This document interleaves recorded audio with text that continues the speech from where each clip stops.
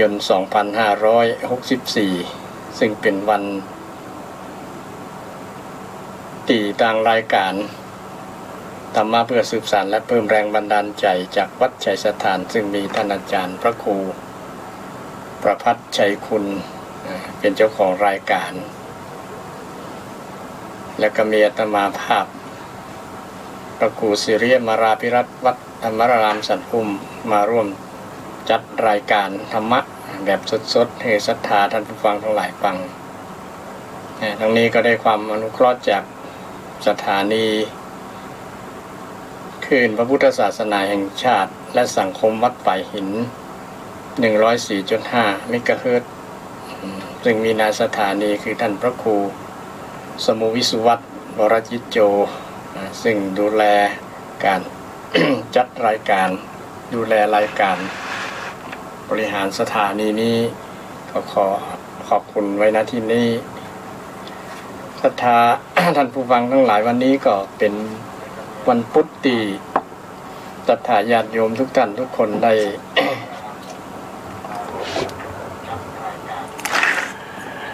ได้รับฟังรายการเป็นประจำทุกวันพุธเนี่ยบางผู้บางท่านก็ฟังตลอดนะบางผู้บางท่านก็ฟังเป็นบางครั้งบางสัปดาห์เพราะว่าสัปดาห์หนึ่งจะมาจัดวันหนึ่งคือวันพุธแต่รายการธรรมะก็มีทุกวันก็เปลี่ยนครูบาอาจารย์พระธรรมกถึกที่แสดงธรรมท่านก็มาจัดรายการเป็นประจำทุกวันนะทุกวันศรัทธาท่านผู้ฟังที่เป็นแฟนรายการคลื่นนี้ก็คงจะรู้ดีเพราะเป็นคลื่นธรรมะอยู่แล้วนะเกี่ยวกับคำสอนของทางพุทธศาสนาก็เน้นไปเรื่องนี้สิ่งญาติโยมก็ที่มีโอกาสได้ฟังเทศน์ฟังธรรมกันเป็นมงคลชีวิตเนี่ยกาเลนะธรรมสวนังเอตัมมังคารมุตตมังซึ่งก็เป็น สิ่งดีๆงามกับชีวิตญาติโยมการฟังเทศน์ฟังธรรมเนี่ยเป็นการลงทุนแบบบ่ต้องเสี่ยงสตางค์ เพียงแต่ตั้งจิตตั้งใจฟังตั้งจิตตั้งใจฟังคำสอนเราก็จะได้ความรู้ความเข้าใจเกิดสัมมาทิฏฐิขึ้นเกิดสัมมาทิฏฐิคือความเห็นที่ถูกต้องในคำสอนถ้าฟังว่าเข้าใจแล้วก็จะทำให้เกิดมิจฉาทิฏฐิได้ก็ฉะนั้นประโยชน์จากการฟังเทศน์ฟังธรรมข้อหนึ่งก็ว่าคือทำให้เกิดสติปัญญาเกิดสติปัญญาในบรรดาอานิสงส์การฟังเทศน์ฟังธรรมได้ฟังสิ่งใหม่เข้าใจสิ่งเก่าบรรเทาความกังขาคงสงสัยตัดได้เขาก็จะคลายความสงสัยได้เวลาฟังแล้วและที่สำคัญเป็น สิ่งที่ทำให้เกิดปัญญาที่ว่า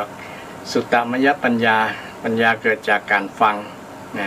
เกิดจากการฟังซึ่งเป็นความรู้ปัญญาก็คือความรู้ที่เราได้จากการฟังรู้จักฟังคนอื่นฟังบัณฑิตฟังครูบาอาจารย์ที่เป็นผู้รู้ในพระพุทธศาสนาได้ฟังแล้วก็เกิดความเข้าใจนี่เรียกว่าเข้าใจที่ถูกต้องเป็นสัมมาทิฏฐิเป็นอานิสงส์ในการฟังเป็นประโยชน์จากการฟังเมื่อเข้าใจแล้วก็นำไปสู่การปฏิบัติที่ถูกต้องมีความเชื่อที่ถูกต้องปฏิบัติถูกต้องแล้วก็นำให้เกิดผลสิ่งที่ดีงามเป็นความสุขความเจริญในชีวิตก็มาจากการฟังซึ่งเป็นสิ่งสำคัญการฟังนี้ก็เป็น เป็นกระบวนการ ศึกษาเราเรียนเป็นเบื้องต้นเพราะว่าบางครั้งเนี่ยเราบ่มีเวลาไปอ่านไปศึกษาเป็นว่าแต่อาศัยกัลยาณมิตรถือว่าเป็นกัลยาณมิตรปรโตโคสะฟังผู้อื่นได้ฟังจากคนอื่นได้รับทราบจากข้อมูลจากคนอื่นเนี่ยก็เป็นสิ่งที่ดีกับชีวิตของเราถ้าฟังได้ศึกษาบ่ดีแล้วก็จะทำให้เกิดความเชื่อที่ผิดอย่างกรณีมีเรื่องราวเกี่ยวกับตุเจ้าต่างอีสาน เปิ้นได้ทำอัตตวินิบาตคือการฆ่าตัวเก่า การฆ่าตัวเก่าซึ่งก็เป็นข่าวดังเกิดความสะเทือนใจแต่จริงเปิ้นซึกไปแล้วนะซึกไปแล้วก็คือคนบ้านฆ่าตัวเก่านั่นแหละนะเป็นคนบ้านเนี่ยแต่ฆ่าตัวเก่าเพื่อถวายเป็นพุทธบูชาเป็นวานเป็นการสร้างบารมีที่วัดปรมัตถบารมีนะการให้ที่สูงสุดคือให้ชีวิตเนี่ยเป็นการที่เข้าใจในลักษณะที่เข้าใจผิดเนี่ยเป็นมิจฉาทิฏฐิประการหนึ่งที่เข้าใจว่าคำสอนทางพุทธศาสนาเพิ่นสอนจะอ่านนะถ้ามีความคิดเห็นความเข้าใจอีกจะเป็นมิจฉาทิฏฐิทันทีนะมิจฉาทิฏฐิทำให้ข้อปฏิบัติการปฏิบัตินำไปสู่การปฏิบัติลงมือทำอย่างที่เราได้หันกันอันนี้ยิ่งการฆ่าตัวตายนี่ก็มีสมัยตั้งแต่ไหนแต่ไรมาแล้วนะสมัยพุทธกาลก็มีแม้แต่ สมัยพุทธกาลมีพระสงฆ์พระสงฆ์ที่ฟังธรรมแล้วก็เกิดความเบื่อหน่ายในสังขารก็เกิดการฆ่าตัวตายพระพุทธ